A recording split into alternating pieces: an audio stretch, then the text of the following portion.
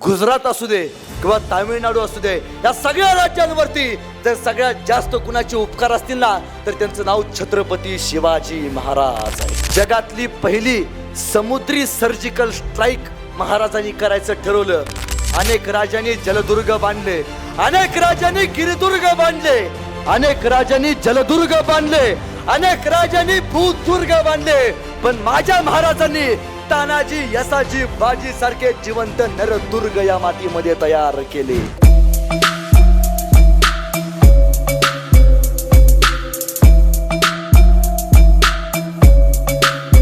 पण मगाशी साहेबांनी सांगितलं की महाराष्ट्राचे आणि कर्नाटकाचे काय संबंध आहेत, तर कान देऊन ऐका. महाराजांचा राज्याभिषेक सोहळा झाला आणि त्याच वेळी कर्नाटकमध्ये तुमच्या बसरूर नावाचं एक गाव आहे, त्या बसरूरच्या राजानं महाराजांना एक पत्र पाठवलं. महाराज, गोव्याचे पोर्तुगीज येतात, खुलेआम कत्तल करतात. महाराज, त्या गोव्याच्या पोर्तुगीजांचा काही बंदोबस्त करा. महाराज म्हणाले नाहीत, हा ते काय माझ्या मतदारसंघात येतोय वय, नाही नाही नाही. महाराष्ट्र असू दे, कर्नाटक असू दे, गुजरात असू दे किंवा तामिळनाडू असू दे, या सगळ्या राज्यांवरती जर सगळ्यात जास्त कुणाचे उपकार असतील ना, तर त्यांचं नाव छत्रपती शिवाजी महाराज आहेत. बसरूरच्या राजाचं पत्र वाचलं आणि महाराजांनी आपल्या गुप्तहेर प्रमुखांना बोलवलं. आले भैरजी. महाराज बोलवणं धाडलं. नाईक बसरूरला जायचं म्हणतोय. बसरूरच्या राजाने एक पत्र पाठवलंय, पोर्तुगीजांना हल्ला करतात, त्यांचा बंदोबस्त करायचा आहे, निघायचा आहे, जागा शोधा आणि मार्ग काढा. नाईक गेले, माघारी आले. महाराज, सगळ्यात मोठी अडचण आहे. हा बोला ना. महाराज, बसरूरला जायचं आहे. होय, पण महाराज, हा महाराष्ट्र, हे कर्नाटक आणि हे बसरूर मध्ये समुद्र, रस्त्यानं जाणं शक्य नाही, समुद्रामार्गे जावं लागेल. हा ठीक आहे ना नाईक, आपली गलबत आहेत, 4000 गलबत घ्या, 10 मोठी जहाजं सोबत घ्या. होय, तत्कालीन काळात समुद्रावरती महाराजांची आरमार होतं. आजही गुगलवरती सर्च करा, the father of Indian navy, एकच नाव येतं, छत्रपती शिवाजी महाराज. इंडियन नेव्हीची स्थापना महाराजांनी केली.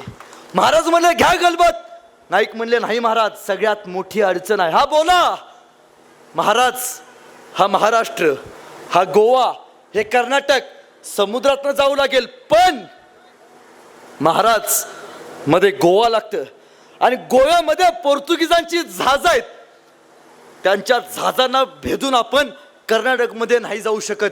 महाराज म्हटले नाईक, मला माहिती नाही, पण मला एवढं माहिती आहे की प्रत्येक प्रश्नाचं उत्तर फक्त एकाच माणसाकडे मिळतं, त्यांचं नाव भैरजी नाईक आहे. मला माहिती नाही, मार्ग शोधा. भैरजी नाईक हो, राजांचा तिसरा डोळा. जिथं महाराजांची नजर जाते ना, त्याच्यात 10 पट पुढं भरजी नाईकांची नजर जायची. भरजी नाईक हे महाराजांचे गुप्तहेर. भरजी नाईकांचं अस्त्र कुठलं? तलवार. होय, पण त्यापेक्षा सगळ्यात मोठं अस्त्र भरजी नाईक, त्यांचं सगळ्यात मोठं अस्त्र कुठलं? ते म्हणजे कान आणि डोळे. हा माणूस फार कमी बोलायचा, पण फार जास्त ऐकायचा. शत्रूच्या गोटात काय शिस्त आहे हे शत्रू सैन्याला कळायच्या अगोदर ते महाराजांना कळायचं. कोणामुळं? गुप्तहेर भरजी नाईकांमुळं. 10 दिवस गेले, भरजी नाईक महागारी पळत आले. ओ महाराज, महाराज, जागा शोधले, दिवस शोधलाय. नाईक मला माहिती होतं. महाराज, उत्तम बातमी आहे. हा बोला. महाराज, हा महाराष्ट्र, हे गोवा आणि कर्नाटक, बसरूरला जायचं असेल तर समुद्र मार्ग जावं लागते. पण महाराज म्हणाले नाईक, तुम्ही म्हणालात गोव्यामध्ये पोर्तुगीजांची जहाज आहेत. महाराज, एक दिवस आहे 13 फेब्रुवारी, या दिवशी गोव्याचे सगळे पोर्तुगीज हे मुंबईला जाणार आहेत. मुंबईच्या इंग्रजांनी या गोव्याच्या पोर्तुगीजांना एक बंदर भेट म्हणून दिले. त्यांचा मोठा कार्यक्रम आहे. ही सगळी माणसं तिकडे जाणार आहेत. गोव्याचा दर्या मोकळा आहे आणि महाराज लगोलगच निघाले. 12 फेब्रुवारीच्या सकाळी महाराज, आपल्या इथं सिंधुदुर्ग नावाचा जिल्हा आहे. सिंधुदुर्ग जिल्ह्यामध्ये मालवण नावाचं गाव आहे. या मालवणच्या किनाऱ्यावरती महाराज येऊन उभारले. महाराजांची 10,000 लहान गलबत आणि 10 मोठी जहाज मालवणच्या किनाऱ्यावरती उभारले होते.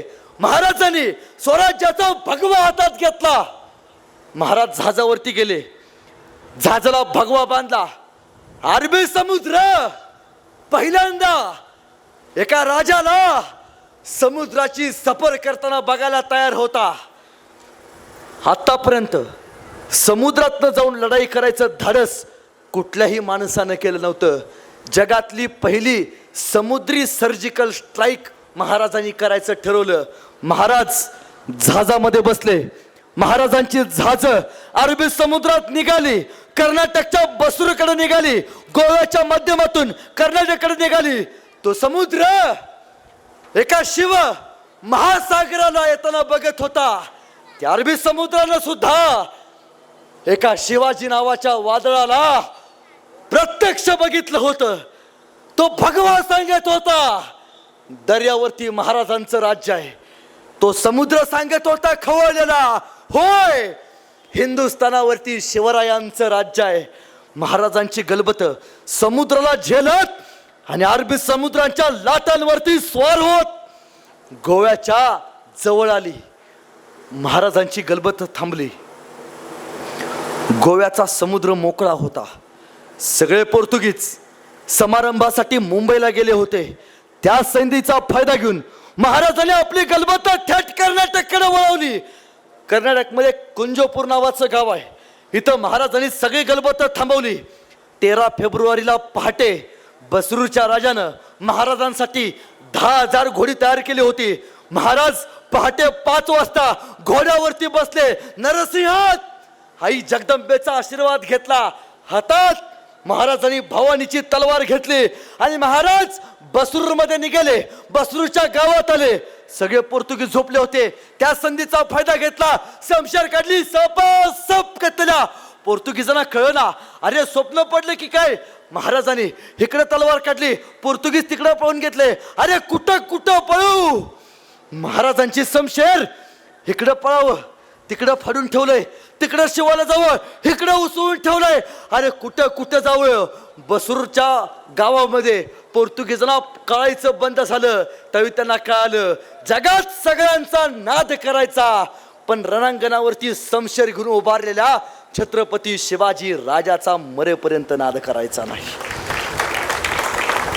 ते सगळे पोर्तुगीज 13 फेब्रुवारीला बसरूर सोडून पळून गेले. तेव्हापासून आजपर्यंत 19 एप्रिल 2026 पर्यंत पोर्तुगीज कर्नाटकमध्ये बसरूरमध्ये परत महागारी नाही आले. त्या बसरूरच्या राजांना वाटलं काय राजा आहे, इतका मोठा राजा, परराज्यातला राजा आमच्या राज्यात येतो, आमचं बसरूर स्वातंत्र्य करतो, पोर्तुगीजांपासून आमचं रक्षण करतो.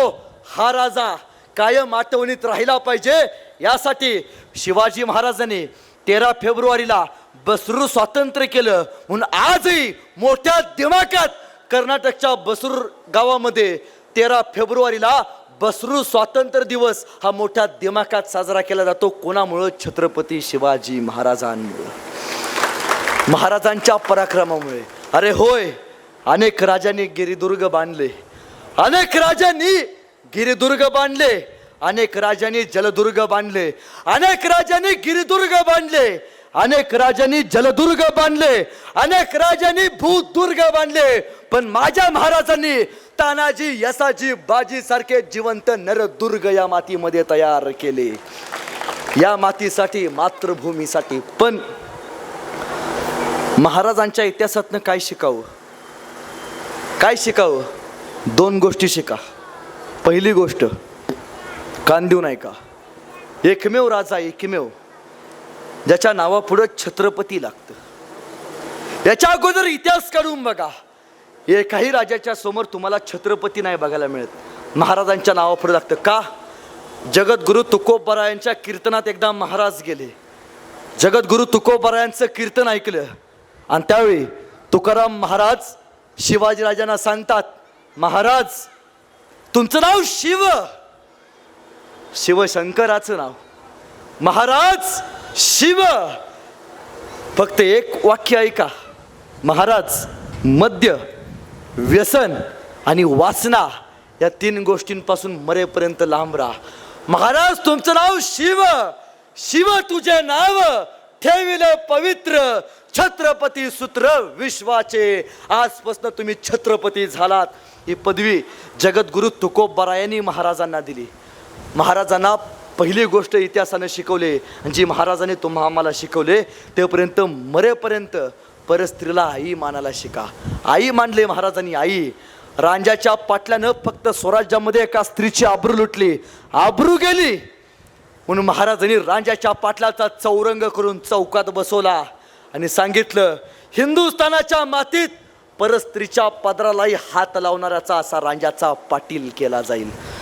ताईंनो, मी तुमच्या भावासारखा आहे. या भावाचं एक वाक्य आहे का ताईंनो, जर तुम्हाला योग्य कुणी मार्ग विचारला तर त्याला तुम्ही योग्य वाट दाखवा. जर तुम्हाला कोणी योग्य मार्ग विचारला तर त्याला तुम्ही योग्य वाट दाखवा.